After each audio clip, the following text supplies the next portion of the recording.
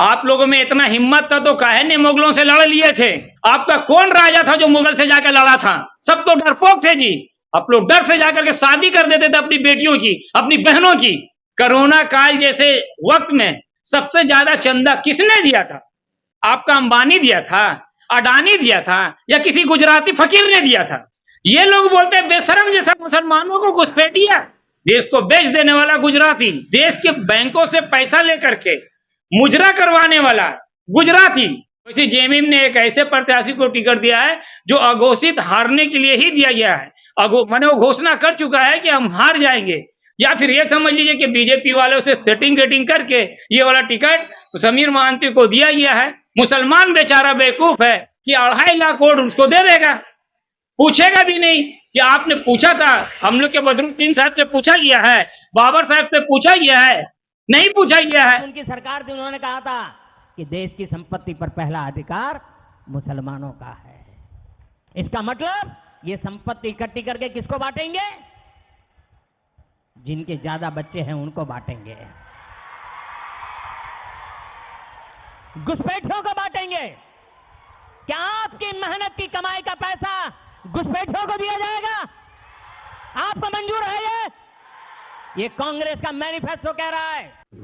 देखिए, जो बयान वो राजस्थान में दिए और हमारे बैरिस्टर असदुद्दीन साहब ने उस बयान का जवाब मुंहतोड़ जवाब दिया है। जवाब नहीं, मुंहतोड़ जवाब दिया है और कह दिया है कि हम लोग यहाँ ना तो घुसपैठिए हैं और ना ही आपके खैरात से जी रहे हैं।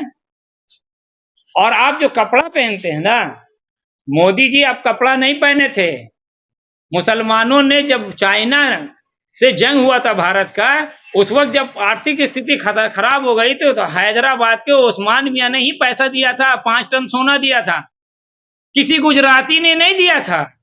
अभी जो आप लोग बाला बिल्ला बने हुए हैं ना, 2 देश को बेचने वाला, 2 देश को खरीदने वाला और जितना पैसा लेके भागने वाला, सबका सब गुजराती। देश के बैंकों से पैसा लेकर के मुजरा करवाने वाला गुजराती। ये लोग बोलते हैं बेशरम जैसा मुसलमानों को घुसपैठिया, मुसलमान घुसपैठिया। जंग आजादी की तवारीख जाकर देख लीजिए इंडिया गेट में। इनको तो पढ़ने आता नहीं, 5वीं फेल है। तो जो लोग उनके साथ रहते वो बता दे। जो भी जंग आजादी में जो हमारे यहाँ शोहदा का जो लिस्ट है, जो शहीदों का जो लिस्ट है, उसमें सबसे ज्यादा मुसलमानों का नाम है। जब भी देश को जरूरत पड़ा है हम लोगों ने पैसा दिया है, चंदा दिया है। कोरोना काल जैसे वक्त में सबसे ज्यादा चंदा किसने दिया था? आपका अंबानी दिया था, अडानी दिया था, या किसी गुजराती फकीर ने दिया था? अरे अजीम प्रेम जी ने दिया था। हर दिन 25 लाख रुपया, हर रोज 25 लाख रुपया। और आप बात करते हैं, आप तो खुद प्रधानमंत्री केयर फंड का पैसा लेके बैठे हुए खा चुके हैं, चंदा लेके बीफ कंपनियों से चंदा खाते हैं। वो बेशरम लोग हैं ये लोग, और हम लोग को घुसपैठिया बोलते हैं। सच्चाई ये है कि ये जो गुजराती लोग हैं, ये लोग कभी देश के लिए लड़े नहीं है, देश के लिए कुछ करते नहीं है, देश की संपत्ति पे कब्जा करते हैं। बता रहे थे वो अपने भाषण में कि पूर्व के मनमोहन सिंह ने कहा है कि देश की संपत्तियों पे अल्पसंख्यक यानी मुसलमानों का अधिकार है। क्यों नहीं रहेगा भाई अधिकार? हम यहाँ पैदा हुए तो अधिकार पाकिस्तान में रहेगा, सऊदी अरब में रहेगा, दुबई में रहेगा, अमेरिका में रहेगा। पैदा यहाँ हुए हैं तो यहीं पे ना मेरा अधिकार है। रही बात हिंदुस्तान को जो 900 साल तक मुगलों ने चलाया है, आप मुगलों का ताना हमें देते हैं ना, हमें ना दीजिए। आप लोगों में इतना हिम्मत था तो काहे ने मुगलों से लड़ लिए थे? जो आज हमें ताना दे रहे हो उसके लिए हमको बार बार प्रेरित करते हैं, प्रताड़ित करते हैं। आपका कौन राजा था जो मुगल से जाकर लड़ा था? सब तो डरपोक थे जी। आप लोग डर से जाकर के शादी कर देते थे अपनी बेटियों की, अपनी बहनों की। अब रही बात वो जो बोल रहा है बीजेपी का नेता, जो ये लोगों का काम है गुजरात जलाना, बिल्किस बानो का बलात्कार कराना और बड़ा बड़ा कांड करके लोग आया है। और अब बड़ा कांड ये कि देश का सारा संपत्ति बेच चुका है। देश के जो भी कुछ ये लोग को करना था कर चुके हैं। अब इनके पास 10 साल में जो करतूत किए हैं वो गिनाने के लिए तो है नहीं, कोई काम तो ये किए नहीं है, सिर्फ काली करतूत है इनके पास। तो काली करतूत को छुपाने के लिए, अंधभक्तों को खुश करने के लिए इस तरह के बयान दे देते हैं। अब रही बात जो उनके अपोजिशन में कांग्रेस और जेएमएम झारखंड में है, वो कितनी साफ सुथरी है।